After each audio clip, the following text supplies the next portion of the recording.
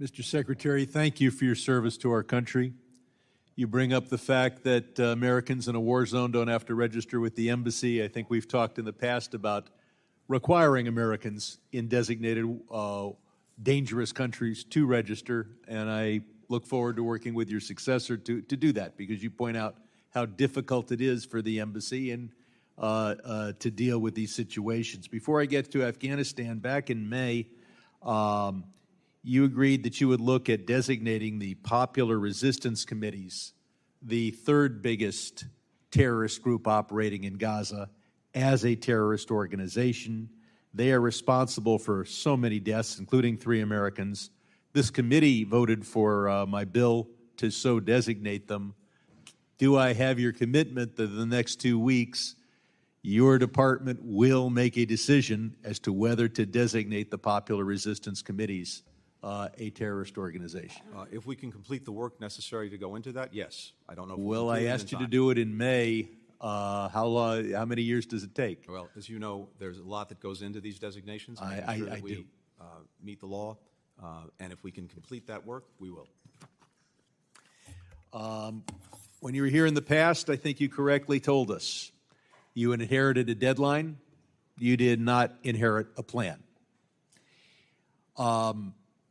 The gentleman from New Jersey argues that we should have stayed. But that's after Trump released 5,000 bloodthirsty terrorists.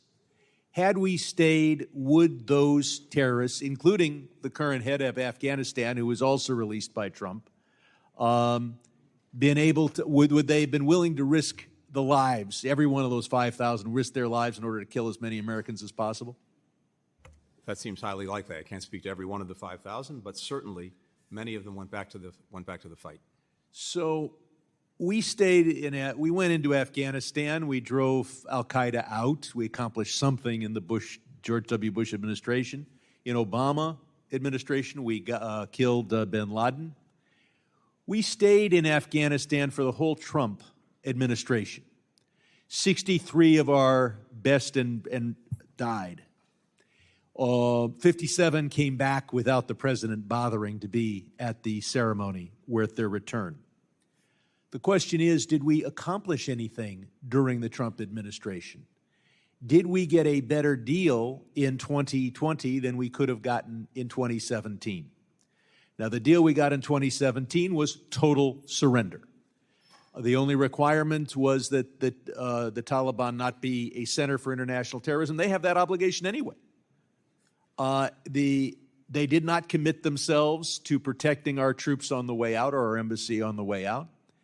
And moreover, the Taliban is not in violation of the Trump agreement when they hold 12-year-old girls as sex slaves, kill every LGBT person they can, kill any Afghan that converts to Christianity.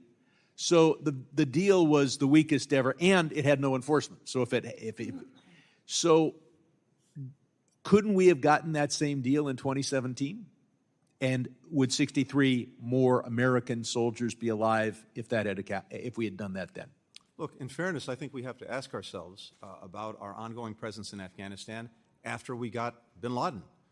We had dismantled al-Qaeda. We'd removed it as a threat. We got the leader, the guy who attacked us. We got something. We need to look back at this entire period. But clearly the Trump years, 4 years of death of American troops, and we accomplished absolutely nothing. We signed an agreement under which the Afghan government is free to use 12-year-old girls as sex slaves and to kill those who convert to Christianity. Some 11 to $13 billion of U.S. weapons were sent by Trump and scattered all over Afghanistan. And this committee has put forward the idea that we should have somehow collected those weapons from men who wanted to keep them and who were armed with those weapons. Could we have accomplished that without any significant American casualties all over Afghanistan collecting the weapons? No, we could not. Would there have been hundreds of American casualties in your estimation? I can't give you a number, but certainly there would have been casualties.